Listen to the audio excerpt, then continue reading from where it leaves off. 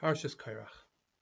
Following the famous showdown with Korach, we would expect that all other mutinies are laid to rest as the other rebels cower into their corner. But the peace doesn't last long. Vayelonu kol hadas b'nei Yisrael mimocharas al Moshe v'Aaron lemar. The very next day after the plague, all the congregation of the Bnei Yisrael, the entirety it seems, complain against Moshe and Aaron, saying, Atem hamisem esam Hashem, you Moshe and Aaron have killed the community, the people of God. Remarkable. Following the plague, Hashem instructs Moshe to have every Shevet place a stick in the Mishkan to demonstrate that HaKadosh Baruch Hu has chosen Aaron and the Leviim. Aaron's stick flowers almonds and he's vindicated. Everyone goes home happily, but not before we read Vayiru vayirchu ishmatehu. Everyone takes their stick home as a souvenir of sorts. And the obvious question is, why do they do this? If a kid comes knocking on your door selling a raffle ticket, you might buy one. You might take the stub and stick it on your fridge until the draw. When the draw comes and you realise that you're not the lucky winner, what do? Do you file the ticket away with every used scratch card? If you lose, it means that your paper is worthless. So why did the Shevatim hold on to their sticks?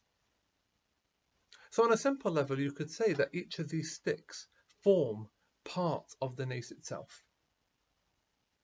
It's true their stick may not have flowered, but that's not what matters most. The nace isn't just that Aaron's stick flowers, but also that theirs didn't. All the sticks, identical sticks lined up, same conditions, one flowers, the others don't. Every Shevet has to be represented in order for that nace to have occurred. Aravus means that while we recognise that we're each different and we each have our own tafkid, we're all part of Klal Yisrael and therefore we are responsible for each other. The Nesiim took their sticks home because they were genuinely happy for Shevet Levi, whose stick had flowered. The Sforno explains that the Nesiim wanted to double check their sticks because they'd each scratched in secretly a simon into their sticks beforehand. And incredibly, even after everything that had happened, they weren't 100% convinced and they wanted to double check their sticks. But not all the Mefarshim understand this in a negative way. Rosh Hashiva Rabbi Avraham Gorovitch Shlita quotes Reb Zalman Sorotzkin, the Oznaim LaTorah, who suggests that they took these sticks home as an important reminder for the future, for when Klal Yisrael will be living in Eretz Yisrael. Shevet Levi were destined to have no nachla, to have no land of their own. They would each be dependent on the other Shevatim, living off the Chof Daled Matnas Kahuna, Truma, Masa, Chala, Orla, Bikurim, Pidyon Aben.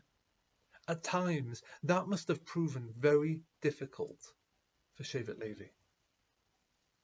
To prevent the other Shevatim from looking down and from having pity on them, each Shevet took a memento to remind their Shevet, to remind each and every member of Klal Yisrael that this, in fact, is the highest calling that once upon a time they all coveted, they all wished for, an ideal they all strived for.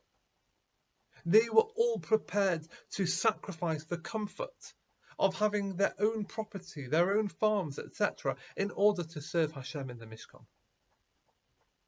Never forget that to be a member of Shevet Levi means additional responsibility, which is something to be respected. And as we know from Rambam, the role of Shevet Levi is not just to serve in the Mishkan, but to teach all of Klal Yisrael. Rambam writes, why did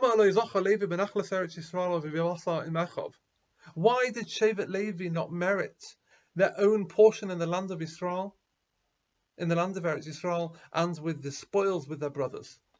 Says Rambam Ibn Hufdal, La'avodas Hashem, because they were set aside to serve Hashem, not just to serve Him, but also to teach His ways. Shevet Levi are destined to serve HaKadosh Baruch Hu, to learn Torah, and to teach Torah to other people. And the pasuk that Rambam quotes is one we're all familiar from Simchas Torah. Yoru mishpatecha liYaakov v'seiroscha liYisrael. Should teach your mishpatim to Yaakov and your Torah to Yisrael. Says Rambam, it is the end of Shemitah v'Yovel. Lefikach, therefore, hovdalu midarkei ha'olam, they are set aside from the rest, from the ways of the world. La'orchem l'chama k'shar Yisrael. They're not conscripted to the army like the rest of the Jewish people. V'lo noichalin, v'lo zochen atzmam megach gufan, and they don't inherit and they don't merit things for themselves in the same way. When Shevet Levi saw their stick, it reminded them of their unique mission. They were to serve Hashem, distancing themselves from the Olam Hagashmi somewhat, from the physicality of this world. But when the other Shavatim saw their sticks, they too were reminded of their mission. When they entered Eretz Yisrael, they had to work the land and live al pi Torah mitzvahs. Their existence was not supposed to be solely living in Ruchnius, living off Nissim. The ideal was Torah and Derech Eretz, living a Torah lifestyle according to the generation that they each lived in.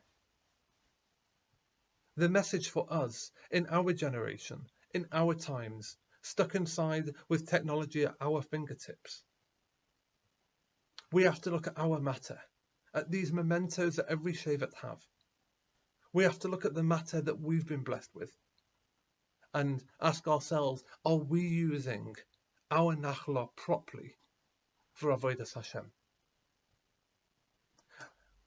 The sticks that the Shavatim took back home served as a reminder of their place. Shevet Levi can only be Shevet Levi if Shevet Ruvain is Shevet Ruvain and Shevet Shimon are Shevet Shimon.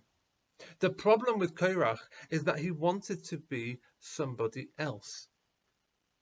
He got Shevet Ruvain involved, convincing them that they had been unfairly skipped over for positions of prominence. You're the Bechorah, you should have got it, just like Korach had. Korach claims he's simply fighting for everyone's rights. Sticks can be used for anything. They can be used to build furniture, or they can be used as the Chaim, the poles of a Sefer Torah. They can be used as firewood, or they can be used as chach on top of the sukkah. The choice is ours. Good Shabbos.